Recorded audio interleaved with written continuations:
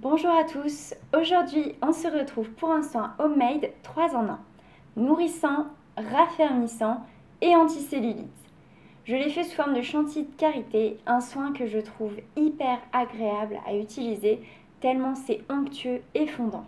Pour cette recette de chantilly de karité, vous aurez besoin d'huile essentielle de géranium bourbon ou rosa, d'huile essentielle de cyprès, de vitamine E, d'un contenant en verre, d'un grand bol en verre ou en inox, d'une cuillère, d'un mixeur, de beurre de karité, de macérat à huile de lierre et bien sûr d'une bonne dose de patience pour faire monter la chantilly. N'oubliez pas de vous laver plusieurs fois les mains et de désinfecter votre matériel à l'eau bouillante ou à l'alcool. Et pour ça, direction la barre d'infos pour en savoir plus. On commence notre recette avec le beurre de karité qui est émollient et nourrissant. C'est l'ingrédient star de notre recette puisque c'est lui qui va donner de la texture à la chantilly. Je commence par mettre les 65 g de beurre de karité dans mon contenant. Celui-ci est en inox mais vous pouvez aussi en utiliser un en verre. Je vous conseille d'avoir une balance de précision au gramme près pour vos mesures. Vous serez sûr de respecter la recette, surtout quand il y a des huiles essentielles ou des conservateurs à ajouter de façon précise. Après avoir écrasé mon beurre de karité dans mon bol, il est temps de passer au mixeur pour faire monter la chantilly. Le fait de l'avoir un peu écrasé avant permet de travailler le beurre plus facilement puisqu'on le travaille à froid et non chauffé pour conserver toutes ses propriétés. Je vous conseille d'être patient parce que le beurre de karité met du temps à être travaillé et à monter en chantilly. Il faut compter entre 3 et 5 minutes selon la puissance de votre appareil. Après avoir fait monter la chantilly avec le karité seul pendant plusieurs minutes, on va pouvoir ajouter le macérat huileux de lierre. Alors, le macérat huileux de lierre est parfait pour traiter la cellulite adipeuse, qui est le type de cellulite le plus répandu.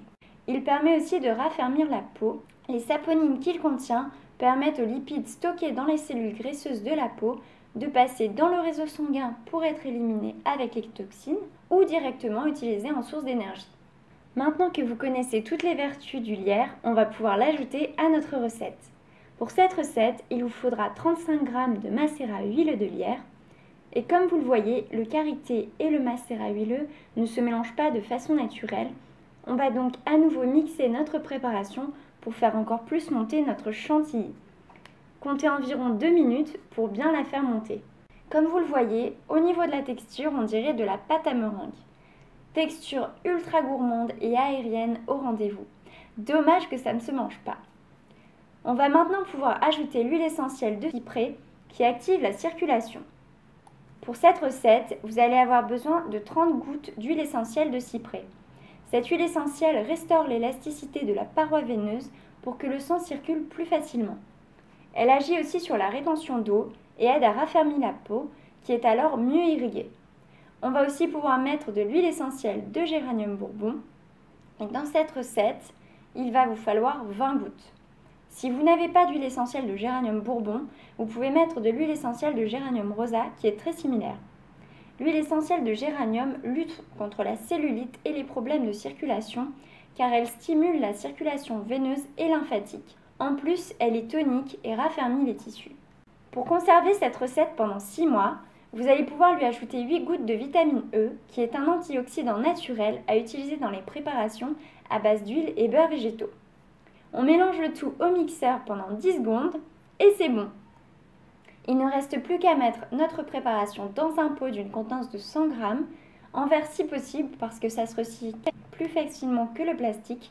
Et on n'oublie pas de mettre le pot dans un endroit frais et à l'abri de la lumière pour éviter que les huiles ne rancissent et perdent une partie de leurs propriétés.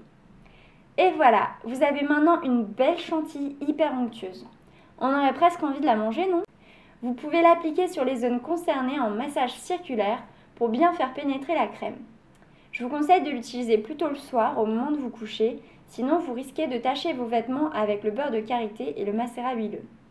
N'hésitez pas à me dire en commentaire si cette recette vous a plu. De mon côté, je vous dis à bientôt pour une prochaine vidéo.